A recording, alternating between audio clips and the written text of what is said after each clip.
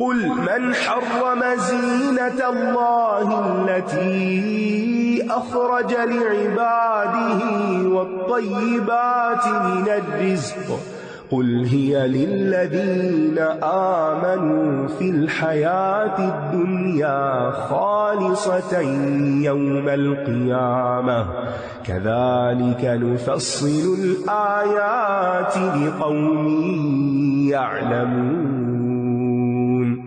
قل إنما حرم ربي الفواحش ما ظهر منها وما بطن والإثم والبغي بغير الحق وأن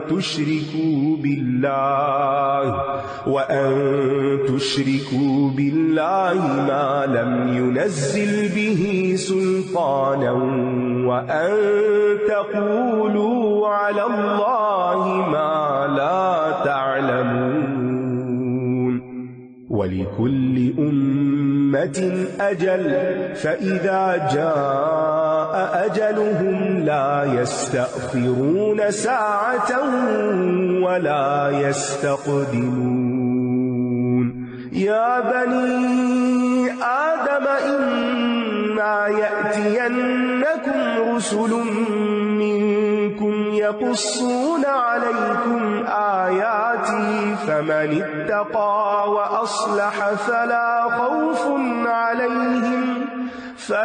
خوف عليهم ولا هم يحزنون والذين كذبوا بآياتنا واستكبروا عنها أولئك أصحاب النار هم فيها خالدون فمن أظلم ممن افترى على الله كذبا أو كذب بآياته أولئك ينالهم نصيبهم من الكتاب حتى إذا جاءتهم رسلنا يتوفونهم قالوا أين ما كنتم تدعون من دون الله قالوا ضلوا عنا وشهدوا على أنفسهم أنهم كانوا كافرين قال ادخلوا في قد خلت من قبلكم من الجن والإنس في النار كلما دخلت أمة لعنت أختها حتى إذا اداركوا فيها جميعا قالت أخراهم لأولاهم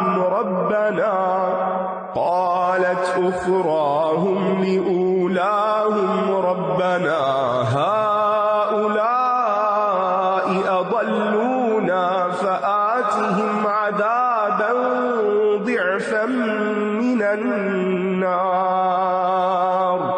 قال لكل ضعف ولكن لا تعلمون وقالت أولاهم لأخراهم فما كان لكم علينا من فضل فذوقوا العذاب بما كنتم تكسبون کہہ دیجئے کس نے حرام کی اللہ کی وہ زینت جو اس نے اپنے بندوں کے لیے نکالی اور رزق میں سے پاکیزہ چیزیں. کہہ دیجئے یہ چیزیں دنیا کی زندگی میں ان کے لیے ہیں جو ایمان لائے اور قیامت کے دن بھی خالصتاً انہی کے لیے ہوں گی. اسی طرح ہم آیات کو ان لوگوں کے لیے کھول کھول کر بیان کرتے ہیں جو علم رکھتے ہیں. اللہ کی زینت اللہ، اس سے مراد عمدہ لباس بھی ہے اور وہ تمام چیزیں جن سے انسان کو حسن و جمال حاصل ہوتا ہے.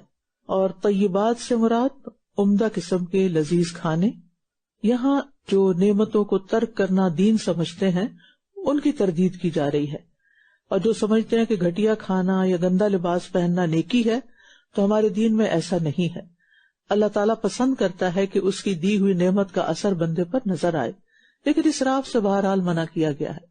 کہہ دیجئے میرے رب نے حرام کیا بے حیائی کے کاموں کو، جو ان میں سے ظاہر ہوں اور جو پوشیدہ ہوں، اور گناہ اور ناحق زیادتی کرنے کو، اور یہ کہ تم اللہ کے ساتھ کسی کو شریک ٹھہراؤ جس کی اس نے کوئی دلیل نہیں اتاری، اور یہ کہ تم اللہ کے بارے میں وہ باتیں کہو جو تم جانتے نہیں۔ اس آیت میں محرمات کی 5 اقسام بیان کی گئی ہیں۔ نمبر 1، فواحش، ہر ایسا قول اور فعل جو انتہائی گھناؤنا اور شرمناک ہو۔ اسم، عام گناہ اور نافرمانی۔ بغی، دوسروں پر ظلم، خواہ ان کے جان پر ہو یا مال یا عزت پر۔ شرک، مخلوق کو اللہ کے برابر قرار دینا، اور بغیر علم کے اللہ کے بارے میں بات کرنا، یعنی اللہ کے بارے میں بغیر دلیل کے کوئی بات کہنا۔ یہ وہ حرام چیزیں ہیں جن سے شریعت نے سختی سے منع کیا ہے، اور ان میں پڑنے پر حساب اور عذاب کی وعید سنائی ہے۔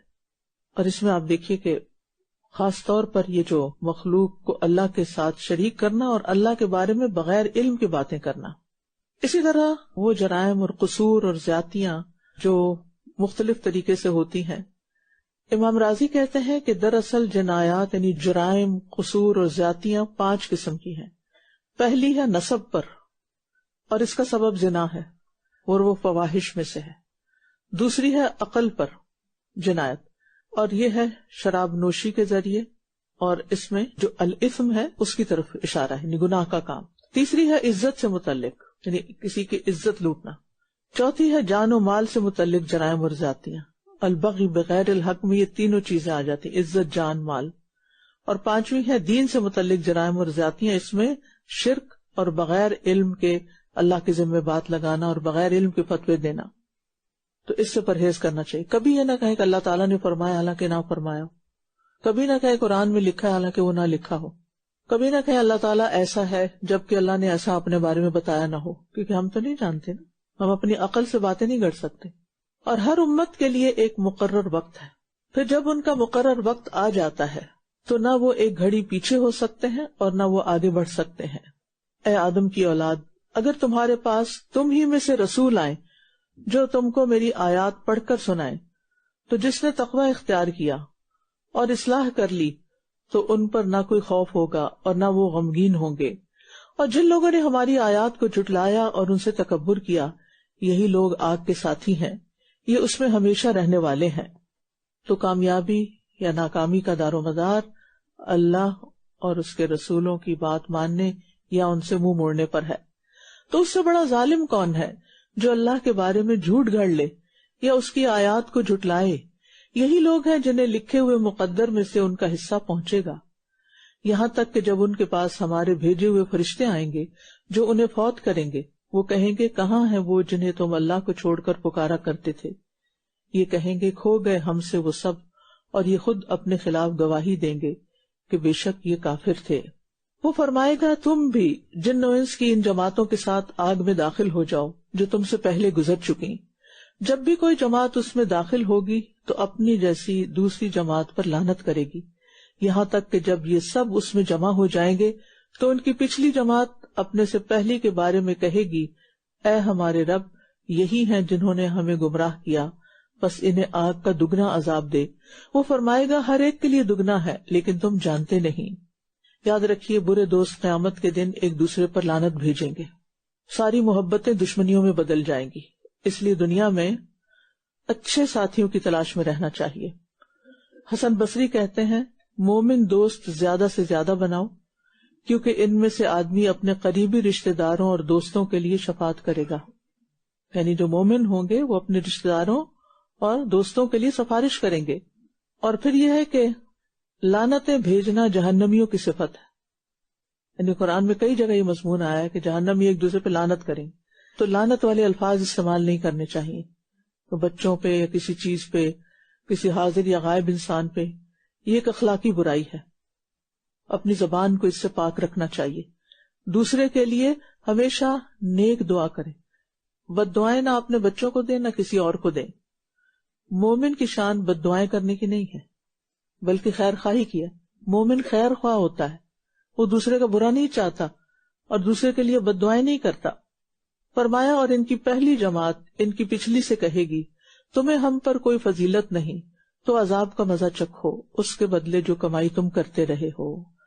اگر ہم فضول باتوں سے پرہیز کریں گے تو ہی ہمیں توبہ استغفار کے لیے ذکر کے لیے وقت ملے گا. یعنی فضول کام چھوڑیں گے تو جو فائدہ مند کام ہے ان کی طرف توجہ ہوگی. اپنے کمالات اور اپنی خوبیوں پر نظر رکھنے کی بجائے ہمیں اپنی غلطیوں پر زیادہ نظر رکھنے کی ضرورت ہے تاکہ وہ غلطیاں خوبیاں بنتی چلی جائیں. ورنہ اگر صرف خوبیوں کو دیکھتے رہے تو مزید خوبیاں کرنے کا شوق نہیں ہوگا کہ آلریڈی بہت کچھ ہے ہمارے پاس. ہم روحانی طور پر بیمار ہیں نا، ہم سب کسی نہ کسی طرح دل کی کسی تکلیف، پریشانی، غم، فکر، ہم کسی نہ کسی چیز میں مبتلا رہتے ہیں. یہ روحانی بیماری ہوتی ہے، ٹھیک ہے نا. لوگ اس کو ذہنی بیماری کہتے ہیں یا کئی نام دیتے ہیں، جو بھی ہے، لیکن تھوڑا یا زیادہ کہیں نہ کہیں مسئلہ رہتا ہے کیونکہ ہم کمزور پیدا کیے گئے. چھوٹی سی بات ہمیں ناراض کر دیتی ہے، چھوٹی سی بات سے ہم بدگمان ہو جاتے ہیں، چھوٹی سی بات سے ہم اپنا رخ پھیر لیتے ہیں، نیکی کرنا چھوڑ دیتے ہیں. کوئی اچھی بلی نیکی دن رات کر رہے ہوتے ہیں، کسی نے کوئی بات کر دی، تنقید کر دی، اچھا میں نہیں کروں گی. تو یہ سب کمزوریاں ہم میں سے ہر ایک کے اندر کسی نہ کسی درجے میں کم یا زیادہ ہیں. تو بیماری کے لیے پرہیز علاج سے بہتر ہے. تو بہت سی چیزوں سے جب پرہیز شروع کریں گے، خصوصاً زبان کے گناہوں سے پرہیز، تو انشاءاللہ روحانی اصلاح ہو جائے گی. إن الذين كذبوا بآياتنا واستكبروا عنها لا تفتح لهم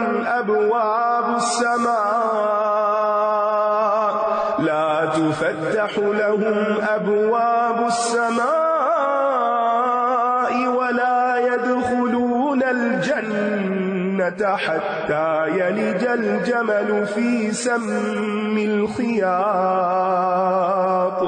وكذلك نجزي المجرمين.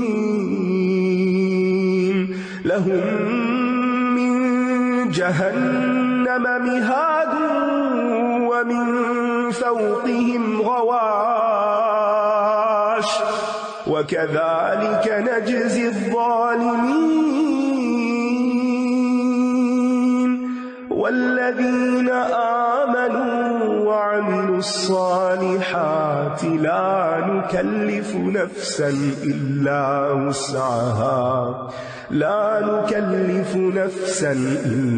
وسعها أولئك أصحاب الجنة هم فيها خالدون.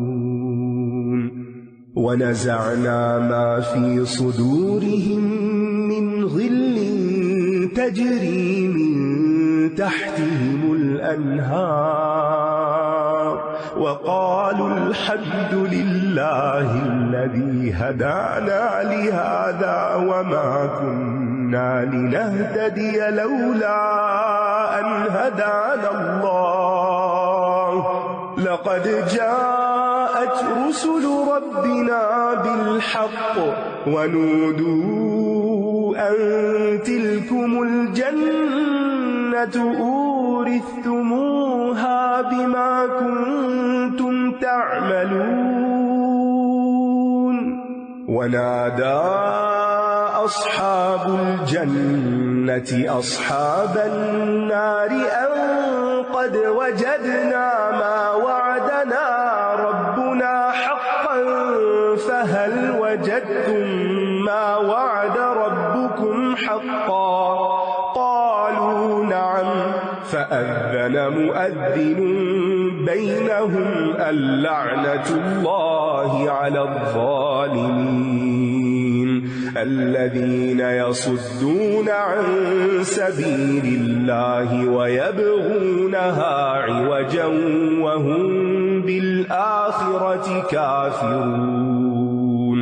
وبينهما حجاب وعلى الأعراف رجال يعرفون كلا بسيماهم ونادوا أصحاب الجنة النعمة أن سلام عليكم لم يدخلوها وهم يطمعون وإذا صرفت أبصارهم تلقاء أصحاب النار قالوا ربنا لا تجعلنا مع القوم الظالمين. بے شک جن لوگوں نے ہماری آیات کو جھٹلایا اور ان سے تکبر کیا، نہ تو ان کے لیے آسمان کے دروازے کھولے جائیں گے اور نہ ہی وہ جنت میں داخل ہو سکیں گے، یہاں تک کہ اونٹ سوئی کے ناکے میں داخل ہو جائے، اور ہم مجرموں کو ایسا ہی بدلہ دیا کرتے ہیں. دروازے نہ کھولے جائیں گے، یعنی ان کے اعمال اور دعائیں اوپر جانے کے لیے دروازے نہیں کھلیں گے، اور مرنے کے بعد ان کی روحوں کے لیے آسمان کے دروازے نہیں کھلیں گے، جیسا کہ مومن کی روح کے اوپر چڑھنے کے لیے دروازے کھول دیے جائیں. جب مومن کی روح اوپر چڑھتی ہے تو اس کے لیے دروازے کھول دیے جاتے، آسمانوں کے دروازے ہیں. اس کا ذکر قرآن مجید میں کئی جگہ ہوا ہے، اور فرشتے مرحبا کر کے اس کا استقبال کرتے ہیں، ویلکم کرتے ہیں اس کو، حتیٰ کہ وہ روح ساتویں آسمان پہ چلی جاتی ہے. لیکن جب کافر کی روح آسمان تک پہنچتی ہے تو اس کے لیے دروازہ نہیں کھولا جاتا اور اس کو واپس پٹخا دیا جاتا ہے. تو جب تک تکبر باقی ہے جنت کا دروازہ بند ہے، آسمان کے دروازے بند ہیں. اور یہ جو بات ہے نا کہ اونٹ سوئی کے ناکے سے داخل ہو، تو یہ ایک محاورہ ہے، امپاسبل ہے. یہ ان کے لیے جہنم بچھونا ہوگا اور ان کے اوپر اسی کا اوڑھنا ہوگا، اور ہم ظالموں کو ایسا ہی بدلہ دیا کرتے ہیں. اور جو لوگ ایمان لائے اور انہوں نے نیک عمل کیے، ہم کسی جان کو اس کی طاقت سے زیادہ تکلیف نہیں دیتے. وہی لوگ جنت کے ساتھی ہیں، وہ اس میں ہمیشہ رہنے والے ہیں. یہ جو بیچ میں جملہ ہے نا کہ کسی جان کو اس کی وسعت سے زیادہ تکلیف نہیں دیتے، تو مطلب یہ ہے کہ ہر شخص نیک عمل کرے جتنی اس میں استطاعت ہے، اور ہم ان کے سینوں سے کینہ نکال لیں گے. ان کے نیچے نہریں بہتی ہوں گی، اور وہ کہیں گے سب تعریفیں اللہ کے لیے ہیں جس نے اس کی طرف ہماری رہنمائی کی، اور ہم ہدایت پانے والے نہ تھے اگر اللہ ہمیں ہدایت نہ دیتا. یقیناً ہمارے رب کے رسول حق لے کر آئے تھے، اور انہیں پکارا جائے گا کہ یہ ہے وہ جنت جس کے تم وارث بنائے گئے ہو، ان اعمال کے بدلے جو تم کیا کرتے تھے. جنتی جنت میں بالکل صاف دلوں کے ساتھ جائیں گے.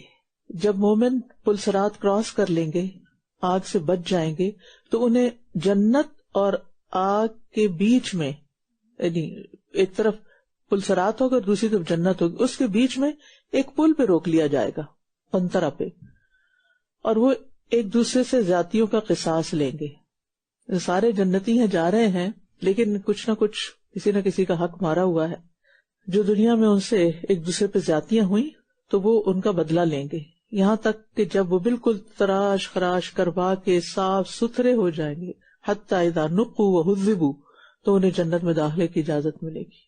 کتنا ضروری ہے کہ دنیا میں لوگوں سے اپنی معافی تلافی کر لیں اور کسی کا کوئی بوجھ لے کے وہاں نہ جائیں، ورنہ آگے کھڑے ہوں گے. اور دنیا میں بھی اپنے دلوں سے کینے اور بغض کو پاک صاف کر لینا چاہیے، کیونکہ جنتیوں کے دل ایک جیسے ہوں گے، کوئی کسی کے خلاف کوئی بدگمانی لیے ہوئے نہ ہوگا. فضیل ابن عیاض کہتے ہیں چھلنی کی مانند مت بنو جو عمدہ آٹا باہر نکال دیتی ہے جبکہ بھوسا اپنے اندر رکھتی ہے. تم اپنے منہ سے حکمت نکالتے ہو مگر دل میں کینہ رکھتے ہو، یعنی دوسروں کے لیے دلوں میں بغض ہوتا ہے اور اوپر سے چکنی چوپڑی باتیں کرتے ہو. اور جنت والے دوزخ والوں کو پکار کر کہیں گے کہ ہمارے رب نے ہم سے جو وعدہ کیا تھا ہم نے اسے بالکل سچا پایا. پھر کیا تمہارے رب نے جو وعدہ تم سے کیا تھا تم نے اسے سچا پایا؟ وہ کہیں گے ہاں. تو ایک اعلان کرنے والا ان کے درمیان اعلان کرے گا کہ ظالموں پر اللہ کی لعنت ہو. استغفر اللہ.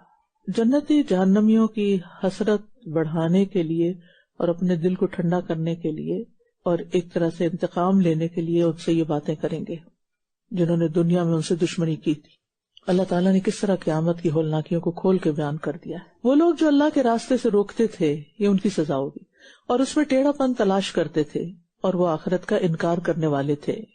اب جو دین کے دشمن ہیں وہ ایسی باتیں کریں تو کچھ سمجھ بھی آتی ہے، لیکن افسوس یہ کہ مسلمانوں کے اندر اب اسلام پہ باتیں کرنے والے لوگ موجود ہیں. عام طور پہ بات یہ سننے کو ملے گی آج کے دور میں اسلام پہ چلنا بڑا مشکل ہے، آج کے دور میں یہ نہیں ہو سکتا، اسلام نے تو عورتوں کو بس گھر کا قیدی بنا دیا ہے، اور عورتوں کو اپریس کر رکھا ہے، اور یہ خود مسلمان ایسی باتیں کر رہے ہیں. اور ان دونوں کے درمیان ایک حجاب ہوگا، اور آراف پر کچھ لوگ ہوں گے جو سب کو ان کی خاص علامت سے پہچانتے ہوں گے، اور وہ جنت والوں کو پکار کر کہیں گے سلام ہو تم پر. وہ اس میں داخل نہیں ہوئے ہوں گے مگر وہ اس کی شدید خواہش رکھتے ہوں گے. آراف عرف کی جمع ہے. عرف بلند جگہ کو کہتے ہیں کیونکہ وہ پہچانی جاتی ہے جو جگہ اونچی ہوتی ہے. مرغ کی جو کلگی ہوتی ہے اس کو بھی عرف کہا جاتا ہے. تو آراف سے مراد جنتیوں اور جہنمیوں کے درمیان دیوار کی بلندیاں ہیں، جہاں ٹھہرنے والوں کو ایک طرف جنتی اور دوسری طرف جہنمی لوگ نظر آئیں گے. اکثر مفسرین کی یہی رائے ہے. اور یہ وہ لوگ ہوں گے جن کی نیکیاں اور برائیاں بالکل برابر ہوں گی، اس لیے وہ بیچ میں ہوں گے. اور جب ان کی نگاہیں دوزخ والوں کی طرف پھیری جائیں گی وہ کہیں گے اے ہمارے رب تو ہمیں ظالم لوگوں کے ساتھ شامل نہ کرنا. یعنی آراف والے جنتیوں کی طرف شوق سے دیکھیں گے، لیکن جہنمیوں کی طرف ان کی نگاہیں پھیری جائیں گی. ادھر بھی دیکھو. ونادى أصحاب الأعراف رجالا يعرفونهم بسيماهم قالوا ما أغنى عنكم جمعكم وما كنتم تستكبرون أهؤلاء الذين أقسمتم لا ينالهم الله برحمة ادخلوا الجنة لا خوف عليكم ولا أنتم تحزنون ونادى أصحاب النار أصحاب الجنة أن أفيضوا علينا من الماء أو مما رزقكم الله قالوا إن الله حرمهما على الكافرين الذين اتخذوا دينهم لهوا ولعبا وغرتهم الحياة الدنيا فاليوم ننساهم كما نسوا لقاء يومهم هذا وما كانوا بآياتنا يجحدون وَلَقَدْ جِئْنَاهُمْ بِكِتَابٍ فَصَّلْنَاهُ عَلَى عِلْمٍ هُدًى وَرَحْمَةً لِقَوْمٍ يُؤْمِنُونَ هَلْ يَنظُرُونَ إِلَّا تَأْوِيلَهُ يَوْمَ يَأْتِي تَأْوِيلُهُ يَقُولُ الَّذِينَ نَسُوهُ مِن قَبْلُ قَدْ جَاءَتْ رُسُلُ رَبِّنَا بِالْحَقِّ فَهَلْ لَنَا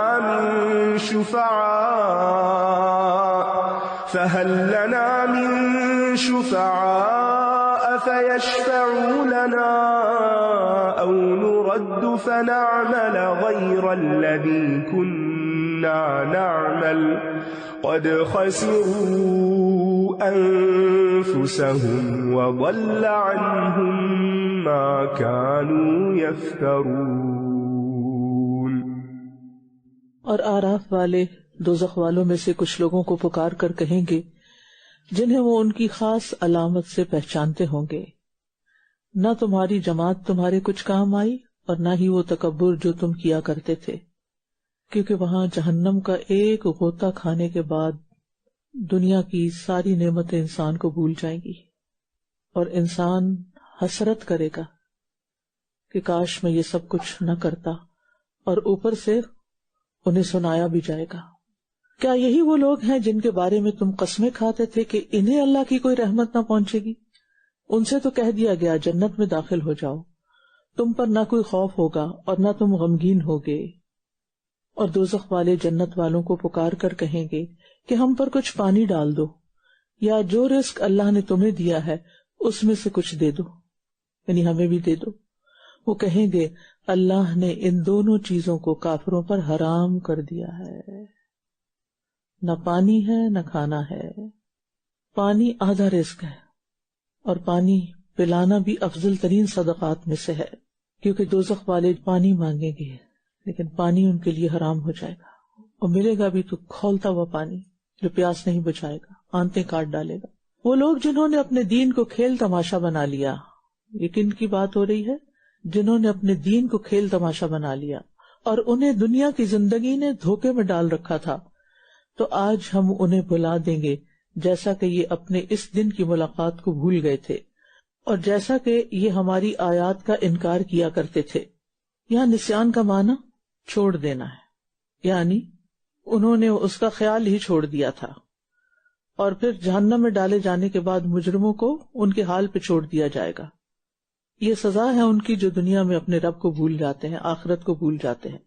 ہم سب کو بھی اپنے روزمرہ کے معمولات میں دین کے لیے، اللہ کی عبادت کے لیے وقت نکالنا چاہیے، اور خاص طور پر دین کا علم حاصل کرنے کے لیے، تاکہ اس کی روشنی میں ہم پھر زندگی گزار سکیں، کچھ کر سکیں۔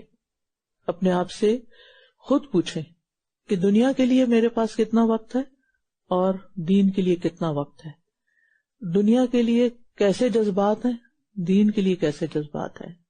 اور بلا شبہ ہم ان کے پاس ایک ایسی کتاب لائے ہیں جسے ہم نے اپنے علم کی بنا پر کھول کر بیان کیا ہے۔ وہ ان لوگوں کے لیے ہدایت اور رحمت ہے جو ایمان لاتے ہیں۔ تو ہدایت اور رحمت، علم کہاں سے ملتا ہے؟ اس کتاب کے ذریعے۔ وہ تو بس اس کے انجام ہی کا انتظار کر رہے ہیں۔ جس دن اس کا انجام سامنے آئے گا تو جو لوگ اس سے پہلے اسے بھولے ہوئے تھے کہیں گے ہمارے رب کے رسول واقعی حق لے کر آئے تھے، تو کیا اب ہمارے لیے کوئی سفارشی ہیں کہ وہ ہمارے لیے سفارش کریں، یا ہم واپس بھیجے جائیں تو جو ہم کیا کرتے تھے اس کے برخلاف عمل کریں؟ یقیناً انہوں نے اپنے آپ کو خسارے میں ڈالا اور ان سے وہ سب کچھ کھو گیا جو یہ گھڑا کرتے تھے۔ یاد رکھیے، دین کا نقصان سب سے بڑا نقصان ہے۔ یہ ایسا نقصان ہے کہ جس کی تلافی نہیں ہو سکتی۔ یعنی اگر انسان دین کے معاملے میں پیچھے رہ جاتا ہے تو آخرت میں جا کے آگے نہیں جا سکتا۔